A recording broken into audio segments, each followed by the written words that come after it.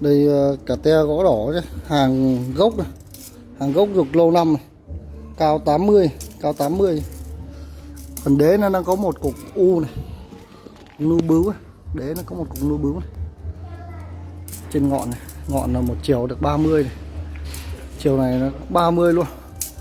Chính giữa của nó thì nói chung là 30, 35, 40, dưới đây là 50 này. Đó, dưới đây là 50 này, còn chiều sâu của nó là 30 này. 30 hết nhé. Cục này nó tương đối là đẹp này. Đó, ngửa cái phần đế ra, cái này tượng đứng này cũng rất là ok chứ. Chiều sâu thì dư sức để mà đục luôn. Đế này, đế tới đây là hết rồi này anh em này. Đế nó vào mất cái trò nó vào mất độ 15 phân đi, 15 phân là hết, mất một đường lỗ nhỏ mất 15 phân nhé.